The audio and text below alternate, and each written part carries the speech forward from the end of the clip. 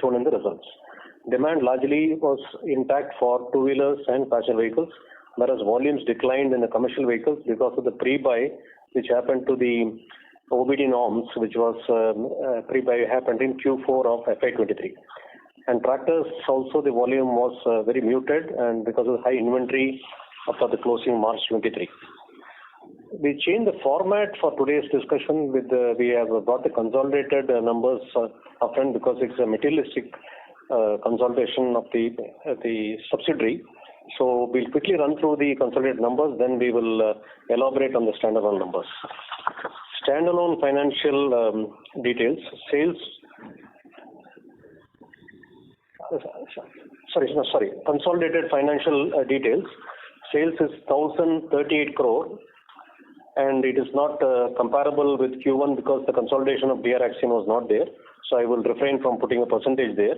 EBITDA also is 218 crore, EBIT of 150 crore, PBT of 107 crore, and a PAT of 81 crore. I'm not comparing with the previous year for the simple reason the subsidiary was not there. Overall, I want to talk about the consolidated debt equity and other financial ratios, consolidated ratios. Debt equity is 0.88, debt to EBITDA is 1.51, EBITDA margin of 21%, EBIT of 14, PBT 10, PAT of 8%, current ratio of 1.17, ROC pre-tax annualized is 23%, ROE annualized is 22%, EPS is 35.25. Now we'll move on to the standalone financial. Turnover was 756 crore, 12% over and above the Q1, which was 676 crore. EBITDA has been 166 crore, which is almost same as last year, which was 165 crore. EBIT of 108 crore, which is slightly lower EBIT compared to the previous year, that was 112 crore, mainly because of two reasons. The depreciation which is above the EBITDA line, and also below the EBITDA line, and I'll explain that later going forward. PBT was 73 crore, and last year PBT was 86 crore. PAT of 54 crore versus 56 crore. The other significant points where CRISIL has upgraded the ratings of the company from to CRISIL AA- stable for long term, from the previous rating of A+ positive, and CRISIL A1+ for short term from the previous rating CRISIL A1. Capex for Q1 FY24 stands as 81 crore to enhance technological upgradation as it is required for addressing the emerging opportunities apart from the regular maintenance.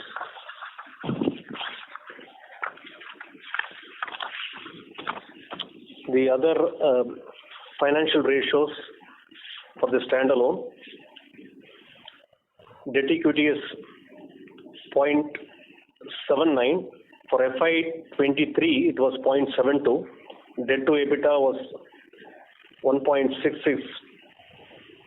FY22 was 1.48. Sorry, FY23 was 1.48. EBITDA margin 22% compared to 23% earlier. EBIT margin 14% to FY23 of 15%, and Q1 was 17% for FY23, 2023.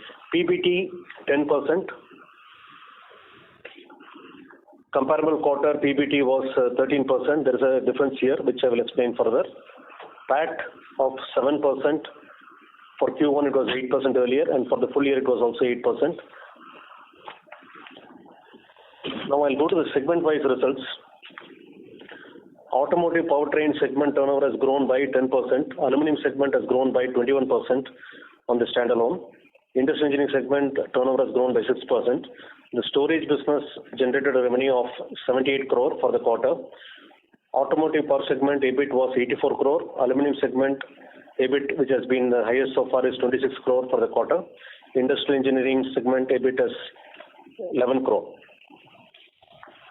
To touch upon the subsidiary, some details of subsidiary, the turnover was 281 crore and EBITDA was 52 crore. So now I'll leave the floor open for Q&A.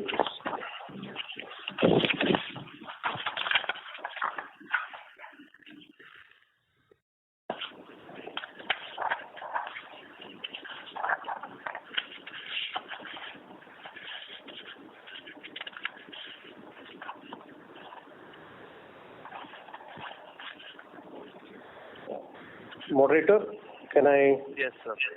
Should we open the floor for Q&A? Yes, please. Thank you very much. We will now begin the question and answer session. Anyone who wishes to ask a question may press star and 1 on their touchtone telephone. If you wish to remove yourself from the question queue, you may press star and 2. Participants are requested to use handsets while asking a question. Ladies and gentlemen, we will wait for a moment while the question queue assembles.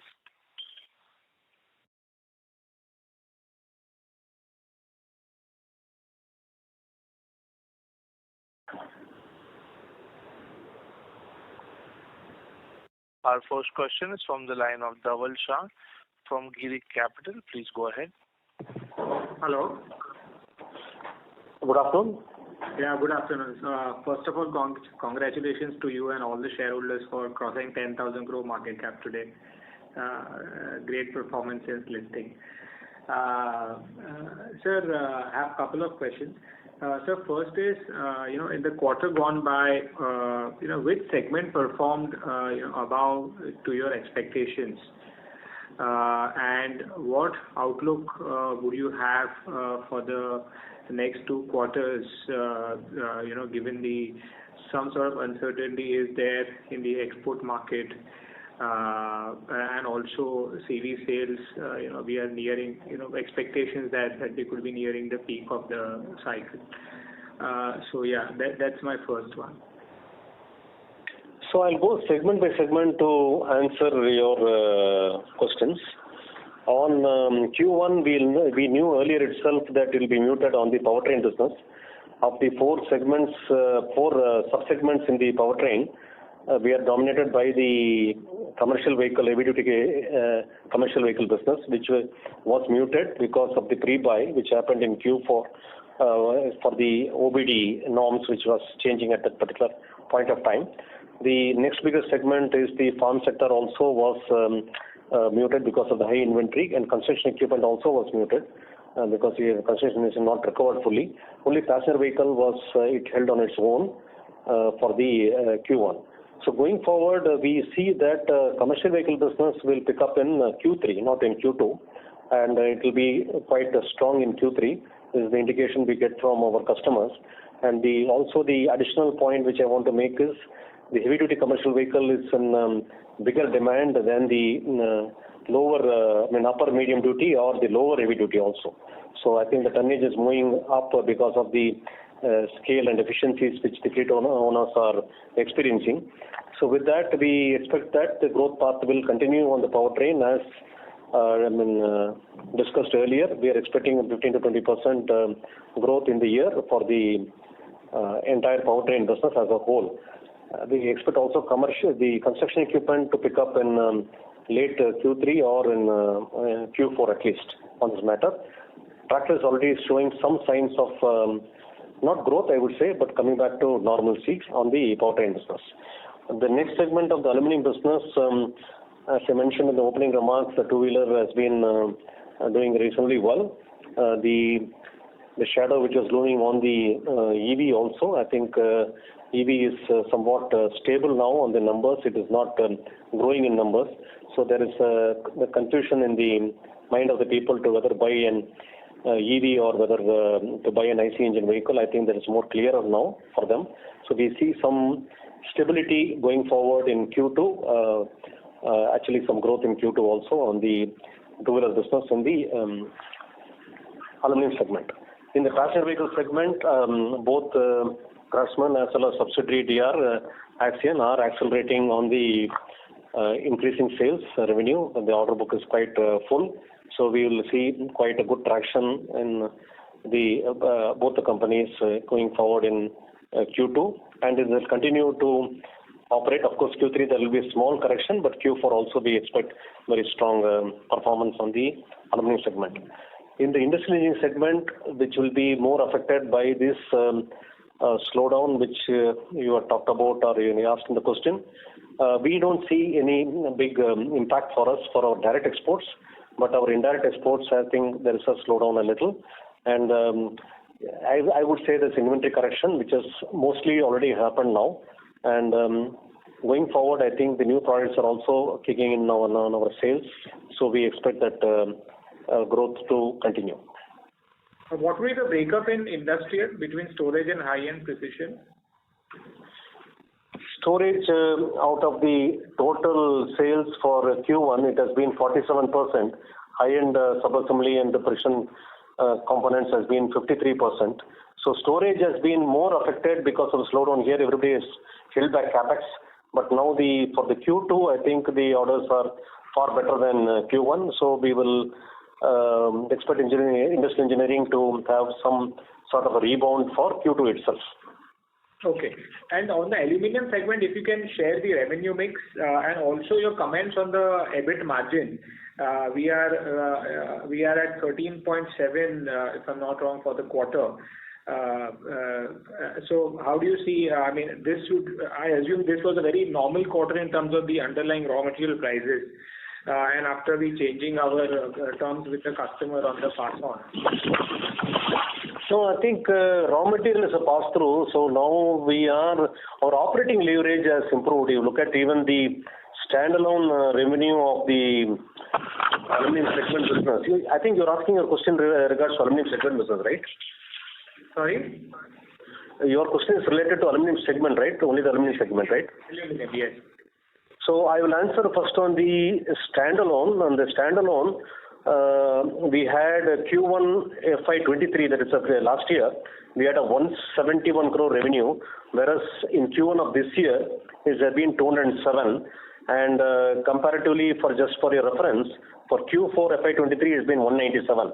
So it's very rare that we'll have Q1 higher than Q4, and this is still accelerating further going forward because new products have kicked in, and the passenger vehicle business also is growing in Craftsman standalone. Have I answered your question on the aluminum product margins? It is not nothing related to the aluminum pricing, but more on the operating leverage. And what is the revenue mix? Revenue mix for you were looking at standalone, or are you looking at? If you get both on the aluminum segment side, yeah.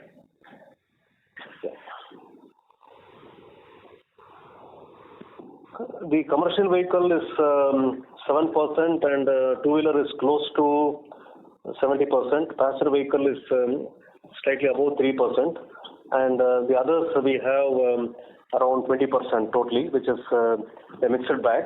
But on a consolidated basis, today the passenger vehicle is the biggest. So it is as a percentage, it is I think close to 60%. Close to 65% is just a rough cut number. I don't not calculate the number, but on a consolidated basis, that is the number for the passenger vehicle. Okay. And so lastly on the capex, so you maintain the same guidance which you gave in the last call of around 320-330 crore capex. Yes, that is the capex plan as of now. I don't expect any major change unless we come up with something new, which I don't expect. But the capex, there's a strategy behind the capex of Craftsman. I would like to elaborate this. The capex is three types of capex is happening. One is the maintenance capex. Our depreciation for the quarter is the current run rate is overall what is it? Total depreciation.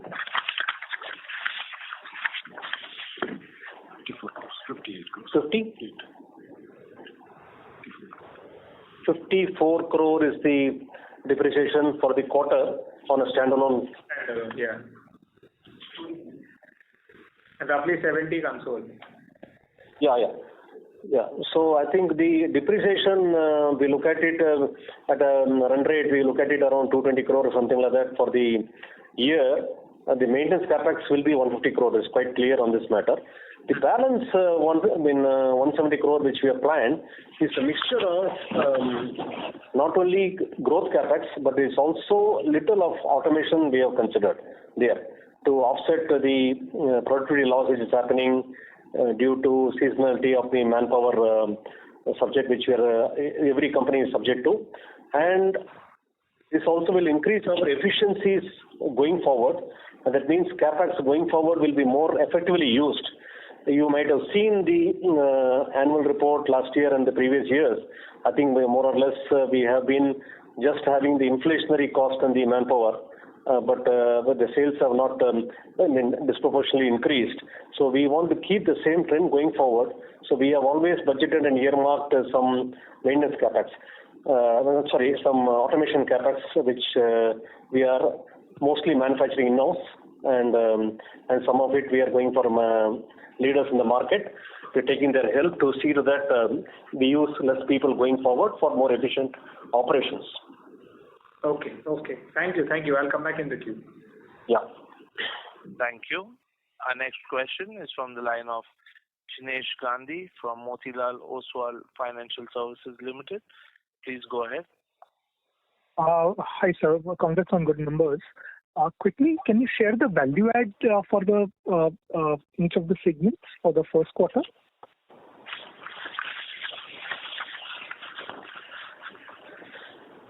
Value add for auto powertrain was 237, aluminum was 86, and industrial engineering was 63. 63 and 86 is standalone, right? For aluminum? Standalone. Yeah. And for DRA, what would be the value add?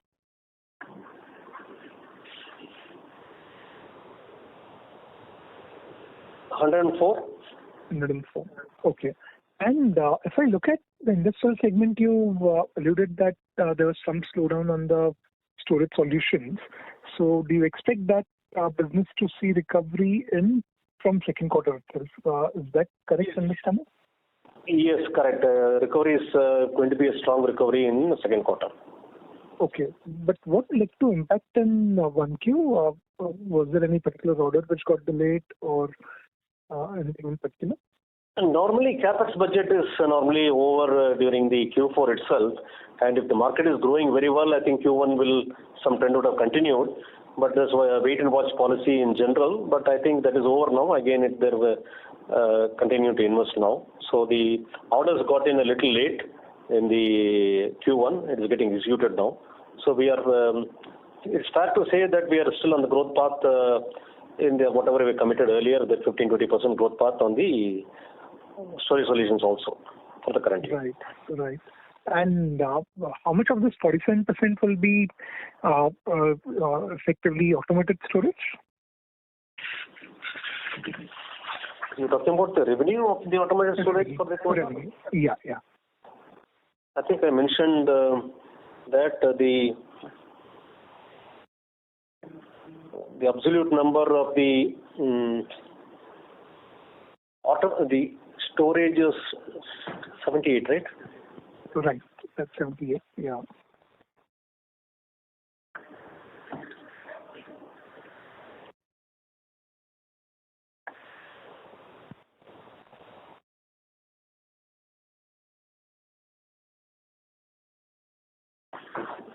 So, Mr. Jinesh Gandhi, I have answered that 78 crore for storage solutions. It's quite clear that last year the run rate, I think even for Q1, we are almost equal to that run rate. So we will be on the front part. Okay, but would you be having breakup for automated storage in this? Okay. Automated was 19 crore and static was 59. 19 crore. Okay. Got it. And if I look at the DR Axion performance, primarily consolidated standalone, we have seen a very, very sharp improvement in margins. Obviously, last quarter may not be comparable just because it was first quarter of it being under our control. But anything which you have changed, which is a structural, which would lead to structural improvement in margins? You're talking about the Q4 2 months consolidated versus the Q1 now, totally? Right. February 1st is when this subsidiary was, the management change happened, February 1st. So now I think the synergy is playing out between the two companies. The strengths are playing out. There is better leverage on all operational costs, including consumer and other aspects. And there is support from our side also for technicality, which is also helping the efficiencies going forward. And we have also improved our inventory from a very low inventory. So it's also helping us to save on material costs overall, so that we will not be subject to very quick changes in the aluminum price fluctuations. It was very low inventory when we took over, so we are having a reasonable 3 weeks to 4 weeks inventory currently. Right. And when we look at the margins in this quarter for DR Axion, they were almost close to 18%. Is that a sustainable number in your opinion, or we'll see some bit of moderation back to about 15-16%? Everything will depend on the operating leverage, I would say. I think Q2 it is sustainable. Q3 normally it is not sustainable for the simple reason that some of the customers shut down their plants for maintenance to also correct their inventory, also for maintenance also. So, but for Q4 I think this is sustainable. So on full year basis, DR Axion should still be doing about 16-17% margins on conservative basis. Yes, correct. On a conservative basis, yes. Okay, got it. And lastly, if I look at the PBIT margins for powertrain business, there is a continuous decline on YY basis. This quarter was about 21.9%. Is this largely to do with the mix of the business, or there's something else there? I want to talk about value addition. I think value addition for Q1 of FY23, it was 223 crore versus 237 for Q4. Sorry, I think I made a mistake. 223 crore for it was for FY23, but marginally it has increased for Q1 of FY24. So it is hardly 4 crore increase year on year. I think this is the main reason for the lower value addition increase. It has been for the EBIT margin to reduce. Plus, depreciation has increased by 5 crore because of the investment. We have higher capacity now. I think that will get absorbed in the coming quarters. Okay. Understood. Okay, so great. I'll come back in queue. Thank you.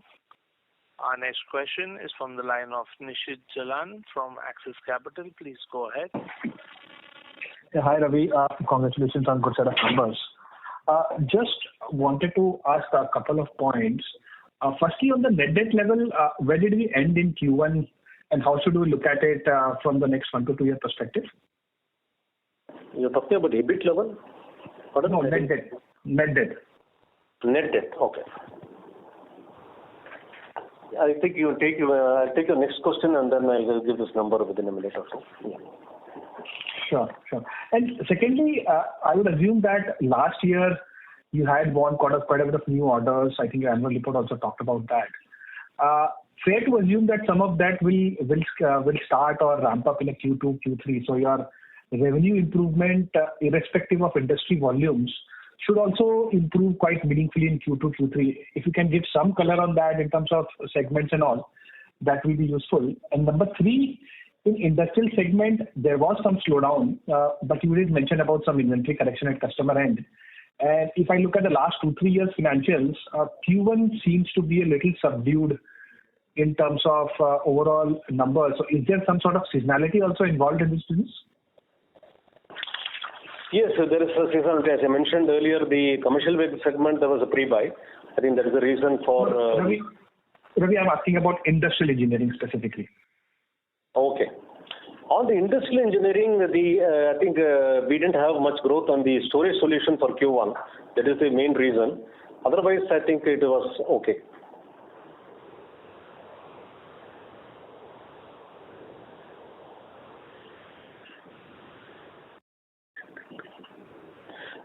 Your earlier question of net debt as of 30th June was 1,054 crore. So 1,054 crores, right? Yeah.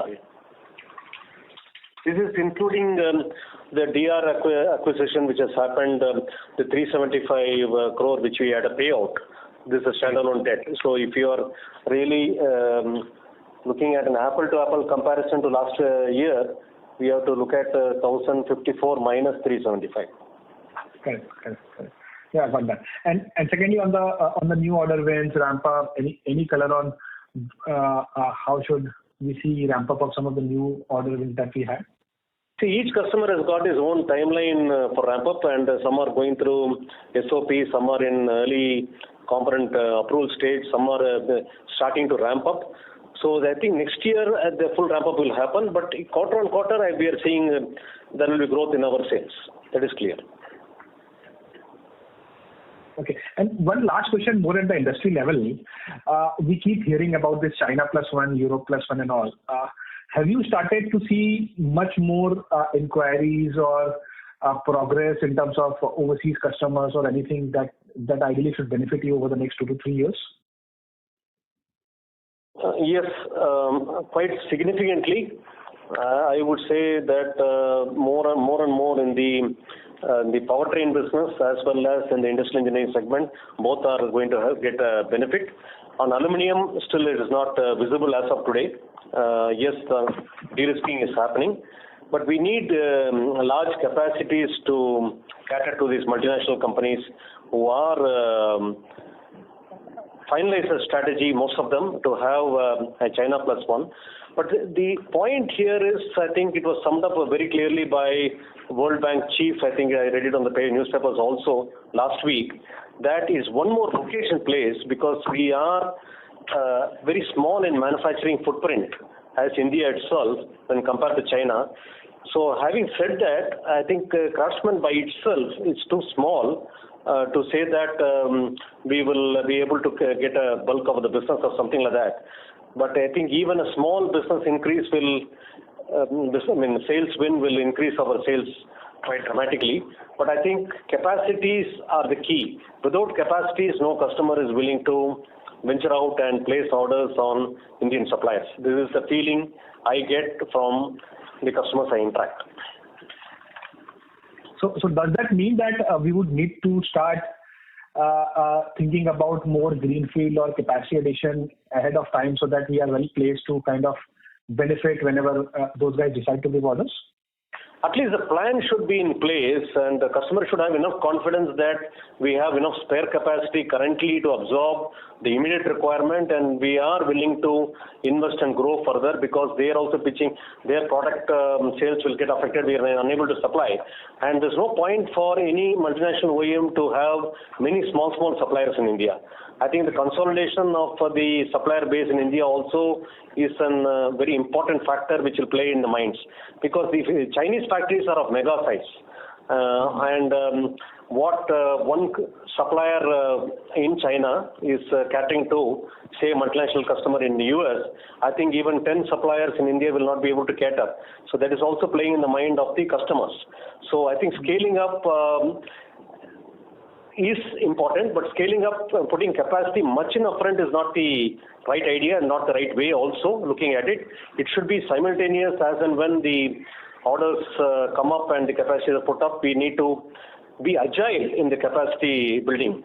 I think the project management skills and the identifying the projects and bringing quickly up to production without too much pre-operative costs or too much lag between the planning stage to the production stage or delivery to a customer. I think this is the most important factor to keep the customer and also keep the profitability for us.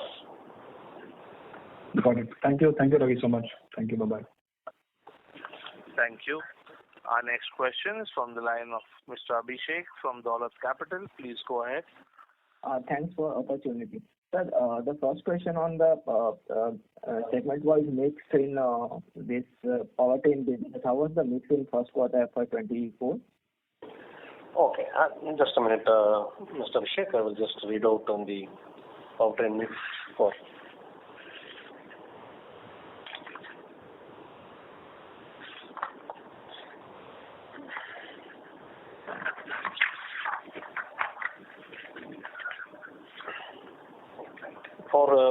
It is on the top line, it might be little misleading because still it is not a value addition portion, but I will read it out for you.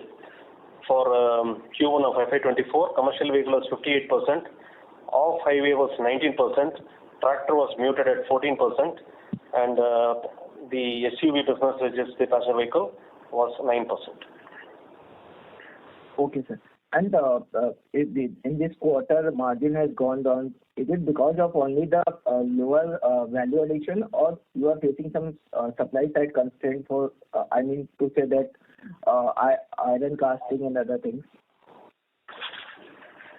I will attribute to three factors. The last factor about iron castings, I'll come back to that in a minute. So now coming to that, this was our margins were affected because both the tractor segment as the commercial vehicle segment made the operating leverage lower, and we had increased capacities by investment last year. These are the two main reasons. And then we have the second point led to increased depreciation also for 5 crore without any top line growth on the value addition. Then the third point is the earlier question of Mr. Nishit Jalan answering that on the powertrain business, securing new orders from multinational customers for their plants domestically as well as for their export requirement and also direct exports. I think the bottleneck is very, very clear that there are not enough large-scale foundries in the country. We are having only 10 foundries which are medium to large scale for these larger critical parts of the powertrain. Whereas in the smaller size foundries, there are many. I'm talking about foundries having a turnover of more than 500 crore on only the casting business are very, very few. So this is also a bottleneck for new orders currently. So you are looking to set up your own foundry in the medium to long term? We are working with our esteemed foundry partners across the country, and we are still dialoguing with them for increasing their capacities and what we can do with them. Meantime, I think there can be, as mentioned in the earnings call, that if this is going to affect our growth going forward, we may set up some backward integration to some portion of our requirement. And we are not looking at large capex at that particular point. Yes, we are contemplating it. And I would say that this is on the cards in general, but I think it's too early for me to comment in a public forum as of now. And sir, you have won many new business in off-highway vehicles. You had mentioned in your last call. So can you throw some more light over there? What is the progress there? Sorry, your question, I think in between we lost clarity on we're not able to hear properly. Sir, you have won the many business in off-highway vehicles. You had mentioned in your last con call. So if you can throw more light over there, what is the progress now? Yes, we have won quite some reasonable orders in the last quarter on off-highway vehicles, and we have quoted for many more projects which are also likely to get finalized in the next quarter, and we are confident of getting the orders. For the global requirement of off-highway vehicles, which India by itself is very small exporter, we see large potential there going forward.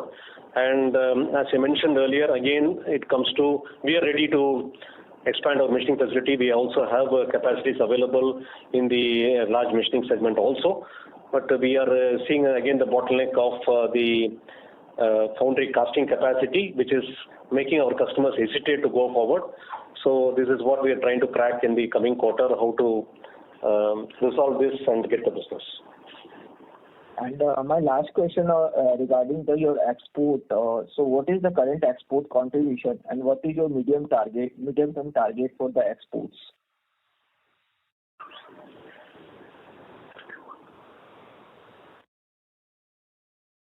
Hello? Yeah, just a minute. I'm just reading out the numbers. We had a direct export sales of for June quarter around 59 crore. This is the parts what we export directly, but there are other parts like Daimler Brazil and other parts we sell. We give it to Nelcast. Nelcast exports. Brakes India also is doing exports, but we are doing the machining. We are the machining supplier for them. So all that is not added to this direct export sales of 63 crores. Okay, sir. And what is your medium-term target from the exports, sir? This is also growing phenomenally. As I mentioned earlier itself, the order wins are going to be based on casting capacity. This is the major constraint we are facing now. Okay, so you have won the business for the PSA also, no? That is for not the powertrain business. Now I was talking only about the powertrain business. On the aluminum segment, yes, as I mentioned earlier, powertrain now there is huge potential for export.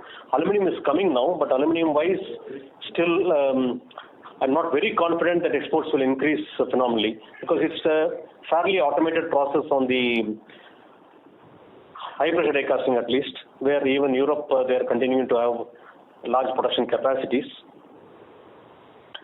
So that will follow. Okay, sir. Thanks, sir. That's all from my side. Thank you, Mr. Abhishek. Thank you. Our next question is from the line of Pritesh Chheda from Lucky Investments. Please go ahead. Yes, sir. I was a bit confused on the DR Axiom side. The number last year, which was given for full year, was about 1,000 crore and 14% margin. And you mentioned that usually quarter 3 is lower because utilization is lower, and the quarter 1 margin looks like 18. So the reference should be the 14-15% margin which you reported last year was the number last year, and that's the reference number which should we take forward, or is the 18% margin number? I think Mr. Jinesh Gandhi of Motel asked the same question. I think we can moderate at 16-17% for the year. Okay. And my second observation was in the reported consolidated, there is no minority reduction that I see in the P&L. Any reason? I think we have about 75% holding, right, in the Axiom? It is 76%, but it is there. I'll just read out. It's given as controlling, non-controlling interest. So usually there is less minority. Yeah, it is non-controlling interest. That is where. Yeah. Okay, it's reported there. Yeah. Okay, I understood. Okay, thank you. Thank you. Thank you. Our next question is from the line of Mukesh Saraf from Avendus Spark. Please go ahead. Yes, sir. Good evening, and thank you for the opportunity. Just in continuation to your point on some shortage of capacities on the ferrous casting side, I mean, are you seeing? Because of this, are you seeing OEMs, trying to expand their capacity? Because obviously the large CV OEMs have their own, the casting and machining, I guess. So, how are you seeing them react to this, or do they expect you to kind of expand into this ferrous castings? Mr. Mukesh, I'll answer that. One is the size of the casting. Whereas I'm talking about the bigger castings, what is more today we are getting more inquiries for this exports. Okay. Hardly 10 That's foundries. only for the export side. Yeah. There are only 10 foundries and 3 of them are the OEMs themselves. So only 7 foundries are above 500 crore level. There's a shortage of capacity there in certain cases mainly for cylinder blocks and heads. I would say there is a shortage of capacity. Okay. So you're saying that even including the OEMs, there is that shortage, is what you're saying. Yes, it is sufficient enough for the domestic market, but for new orders for export, yes. Okay. Got that, sir. That was the only clarification I had. Thank you. Okay. Thank you. Our next question is from the line of Rishit Javeri from Pi Square Investments. Please go ahead. Okay. Congratulations, sir, for the good set of numbers. So, can I know the capacity utilization standalone basis as well as for the subsidiary? For the standalone basis on the powertrain, we have increased capacity. So again, we are at our 70% level only, in spite of the increased sales for the FY23 numbers. And Q1 was muted, so I think Q1 capacity utilization was much lower than that also. I think we are just above 60% level for Q1. Okay. And for the subsidiary? Aluminum, we are now crossing 70% as of Q1. I think there are some capacities, CapEx planned, and it's already happening. So I think there also will increase capacities, and that business is having higher traction now. Okay. So, and for the subsidiary? Subsidiary, we have only three key customers there, and I think their capacities are sufficient to meet their demands. There's a minor capex which is going on that is not significant enough to discuss, but we are able to meet all their volume numbers starting from Q2. Okay. And you mentioned that our raw material cost is generally passed through. So what's your outlook for the next 2 quarters, the raw material cost outlook? I think the OEMs have factored in the cost increases last year and their prices, as what I'm given to understand from the news in the public domain. And we have passed on all the reduction of the aluminum prices to our customers. It is to the customers' account totally. So it is the commodities, generally the demand all over the world is looking muted. So we expect this to continue. Okay. Thank you, sir. Thank you. Our next question is from the line of Pranay Roop Chatterjee from BCMPL. Please go ahead. Hey, good evening. Am I audible? Yes, please. Hey, my first question is around margins in general and specifically to powertrain. Right? While in aluminum products and IME, we have seen consistent improvement exactly as we have guided for with increasing operating leverage. In powertrain, if I were to tabulate EBITDA margins, in FY2022, it used to be around 35 to 40%, and now it is at around 31%, right? The reason can be attributed to, again, if I look at value added as a percentage of revenue, it used to be 65% to 70%, and now it is 61%, right? So obviously more pass-through and less value add, so hence, okay.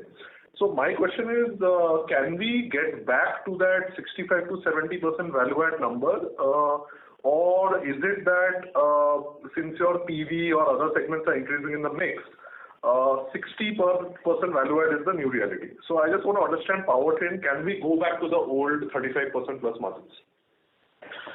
The margin, please do not look at the top line and the margins at all going forward, because we were predominantly a job worker and we were supplied material from our customer foundries also, and now that is already saturated. So more and more business is now coming from we buying the castings from various foundries and supplying to our customers within India and outside India. So the way we look at it is the EBITDA margin has to be as a percentage of the value add percentage only. So if you look at it will be consistently okay. There can be a slight movement up or down depending on the operating leverage. It's actually gone down. Even if I do EBITDA by value added, last year it was 55% plus. Now it is down to around 51-50%. So even as a percentage of value added, it has gone down. So is it, again, the question remains, is it because of a mix change and hence this is the new normal? That 55 to 51% is quarter on quarter you're talking about, or? So I'm speaking generally. If I look at the quarters from left to right, in 2022, the levels I can see is 55 plus, all the numbers. But if I see the number in the latest quarter, and even Q4 last quarter, it is at 50%, around 50 to 51%. So around 500 bits, it has gone down over the last 8 quarters on average. So hence this tells me that probably the mix has changed. Is that the case? I would not attribute to mix change. I would attribute it to mostly the inflation and the increased capacities what we have built up, which is yet to be filled in because we had quite a good surge in the last 2-3 years. So we have added supplementary plants adjacent to the existing plants, both at Sriperumbudur as well as in Pune as well as in Faridabad. So these plants where we are incurring expenses, the capacity utilization is still low, and we are sure that it will get filled in by Q4 of this year. So that is shaving off some percentage points on that 55 to 51 you're talking about. The second point is all the costs, operating costs. There is no chance for price increase on the existing products for the machining value what we are doing for our customers. So the biggest is the inflation in wages and welfare. That is one. We are nullifying that to a certain extent with better productivity, manpower productivity, as well as some automation. But still, our wage bill is going up year on year. As a percentage also, it is we are trying to contain it. The second point is all other consumables, whether it is the consumable products or also the power, and everything is increased. So the operating leverage, when it increases, it can inch back to 55%, as you said. That may happen for 1 or 2 quarters this year. Understood, sir. And my last question would be, you mentioned 16 to 17% as the steady state DR Axion margin. Can you give me a steady state number similarly? I understand top line margins don't make sense. But still directionally, if the value add were to remain the same, in the next 3-4 quarters, what would be steady level margins for the INE segment and the standalone aluminum segment?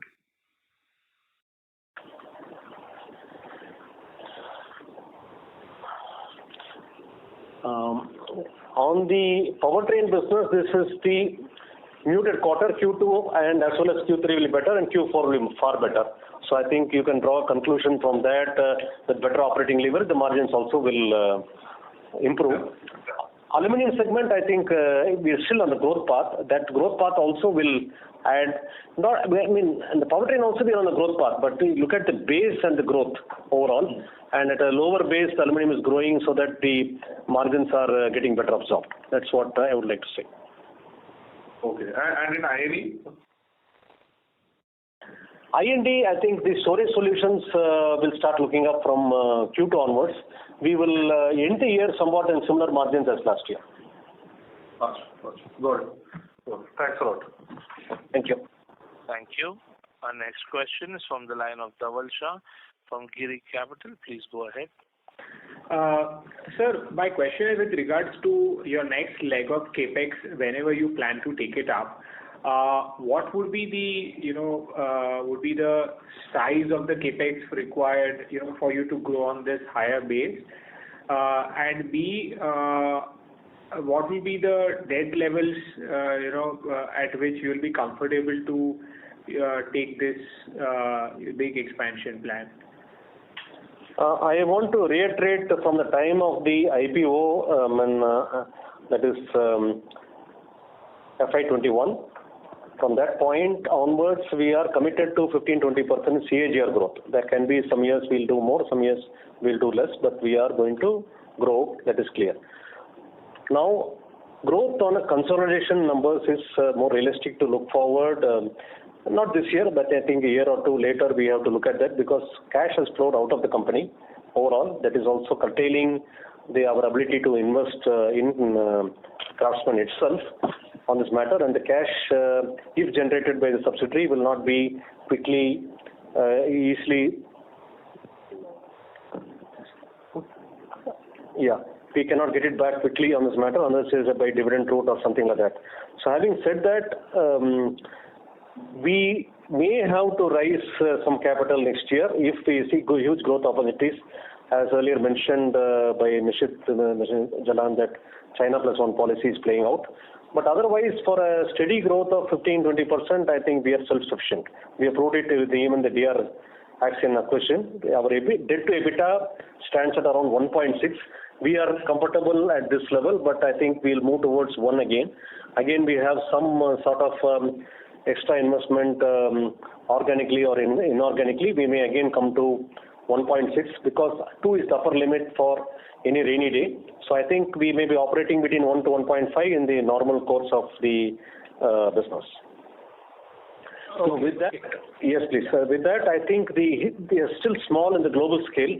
So that is the reason for my bullish statement of the 15-20% CAGR growth we can continue.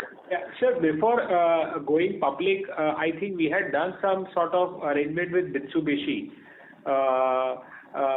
Now, given this entire China Plus One opportunity size, would you be open to doing some sort of, a joint venture or a tie-up with a foreign company to get technology or, some sort of partnership? Your thoughts on it?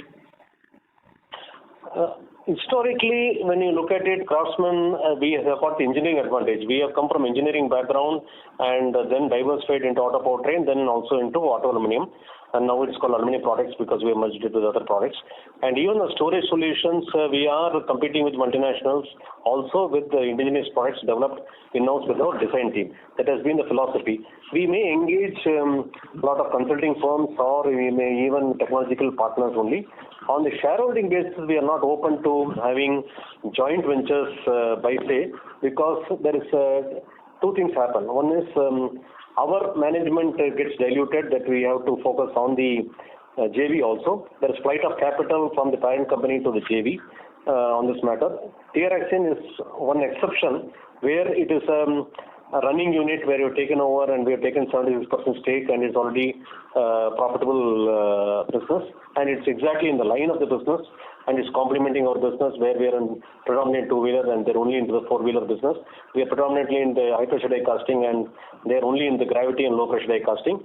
So these are all synergies which has helped us to shore up the aluminum segment. We are looking at further acquisitions in the powertrain and in the aluminum segment also, but we are not open for any sort of JV where we'll be a minority or the technological transfer is not complete. Otherwise, the technology will be partially done for this particular requirement, for the current customer requirement and current product range, and when it comes to the next level of upgradation, we have to still depend on the joint venture partner for them to transfer, and at what royalty fees and what technological fees, how is it? It is unknown. So we don't want to venture out in unknown territory, which will lead to our dilution or erosion in EPS, I would say. Very helpful. And last question, sir, you always said about your EV strategy that at the right time you will take a call of investing money. So where are you? Is the time near, or you're still evaluating? What are your thoughts on that? There has been a step back from at least the European market in a big way. They're not banning vehicle production beyond 2035 on IC.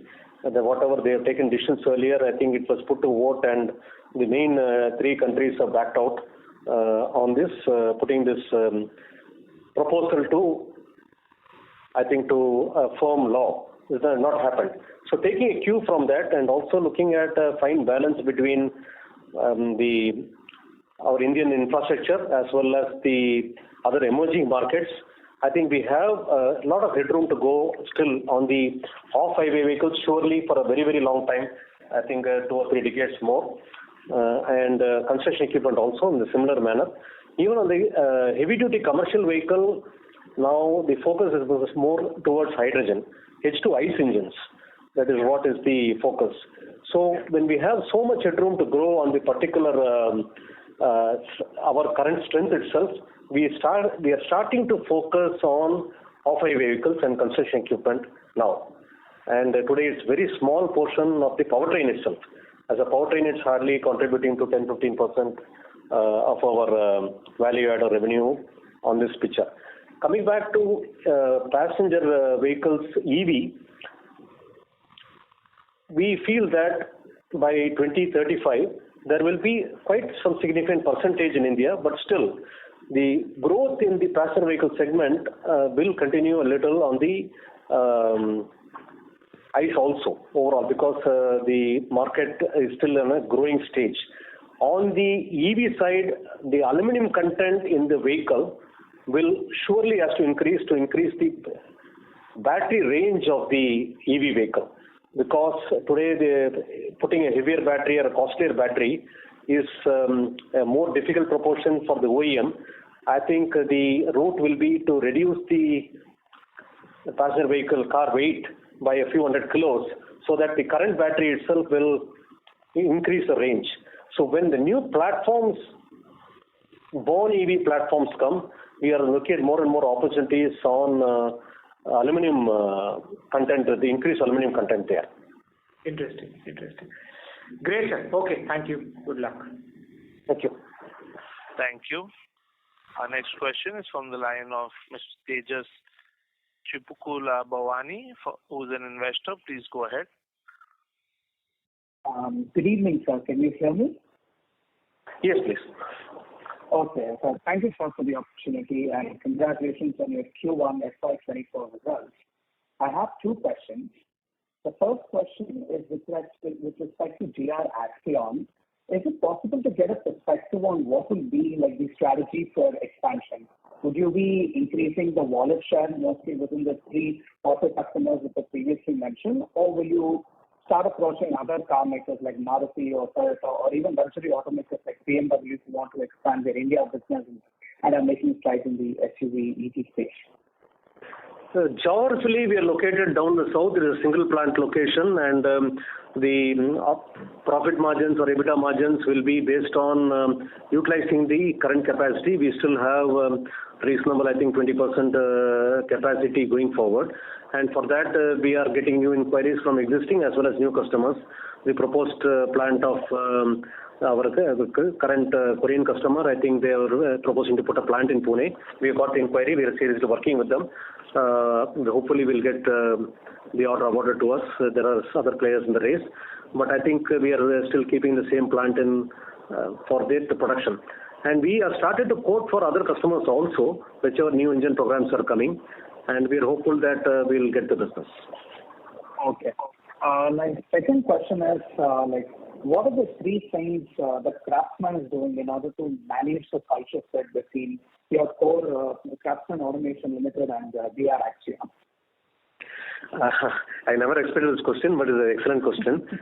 I would say the Craftsman until 2004 we were 82% direct export to 34 customers in 9 countries, including Japan. We had, of course, supply customers, capital goods suppliers from Korea, but Japan was a big export. We are exporting to China.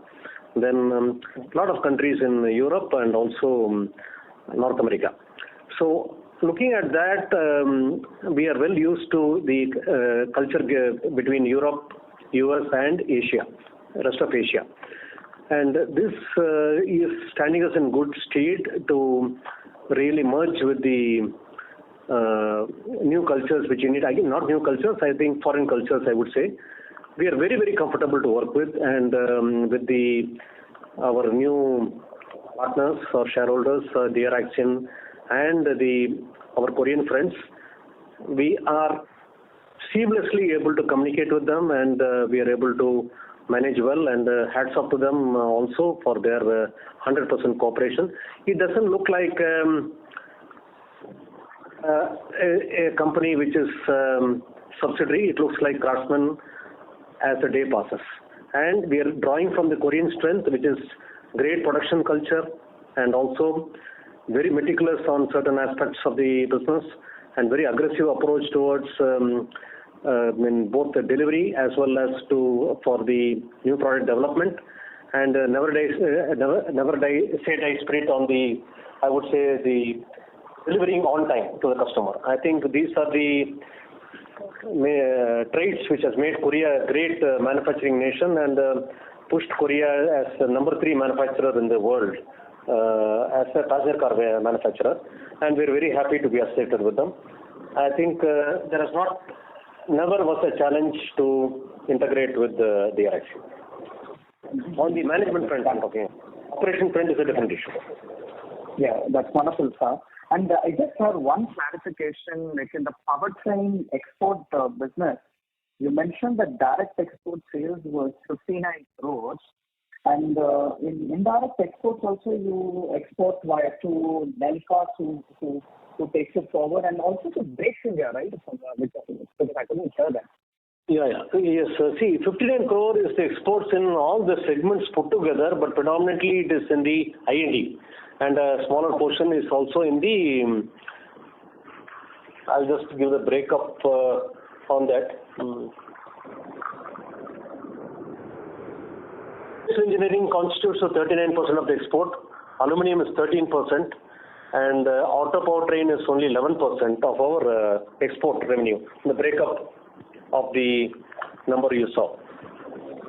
Okay, so automotive powertrain you mentioned 11%, IME is 39, and aluminum is? 13. 30. No, sorry. I mixed up the number.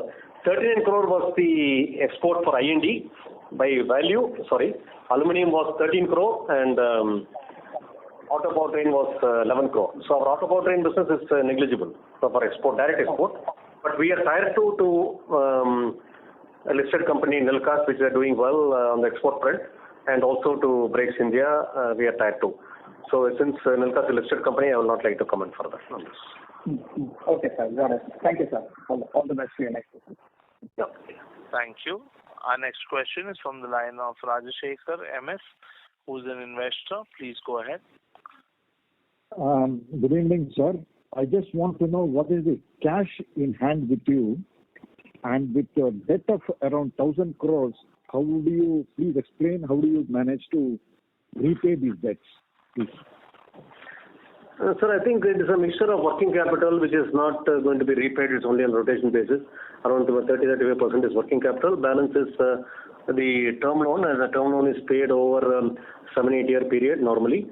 And it is for example, for the FY24, our outflow is around 90 crore only towards term loan repayment. And last year our standalone EBITDA was 660-670 crore. This year our EBITDA will increase by at least 10-15% overall. So it is a fraction of it is 15% of our EBITDA is the outflow towards loan repayment. Okay. And what is the cash in hand as on date? Cash in hand is how many crores? 52 crore is the cash on hand. Okay, sir. Thank you very much. Thank you. Thank you. Our next question is from the line of Pranay Roop Chatterjee from BCMPL. Please go ahead. Hello, sir. Again, am I audible? Yes, please.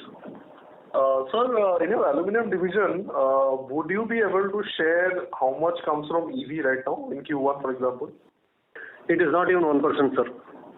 Okay. So then my question is, and this is more out of curiosity. So for example, in Hyundai, you have the new Ioniq model that has come out. Then in Kia as well, we have EV6, right? And in parallel, we also know that the wallet share with Hyundai and Kia IC engines is pretty high, almost 100% for DR Axion, right? So my question is, are we supplying anything to Kia EV6 or Hyundai Ioniq or any model in electric platform currently?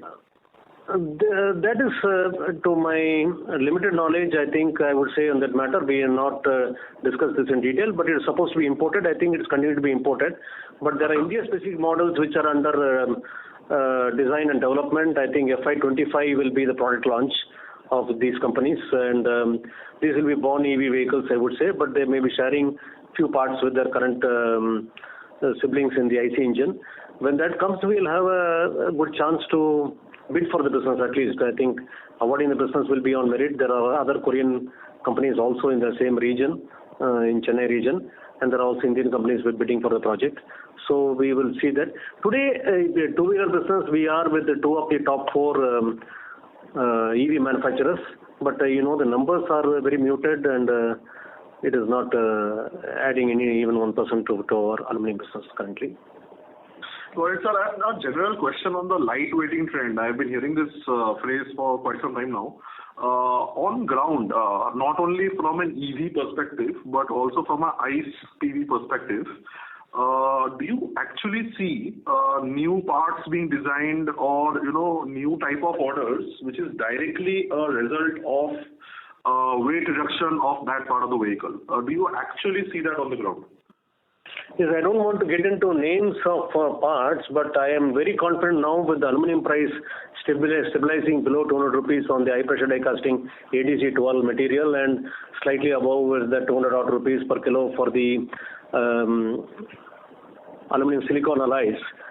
I would say today aluminum is quite competitive when compared to iron and also to forgings in certain cases.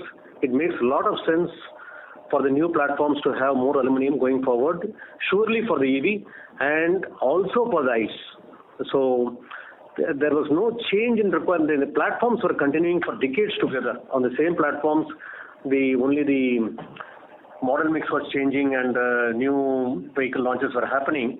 But new platforms are not developed by many of the OEMs because there's no necessity in the Indian market.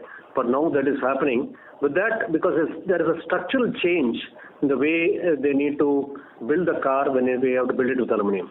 So it has to be grounds up car, the platform at least.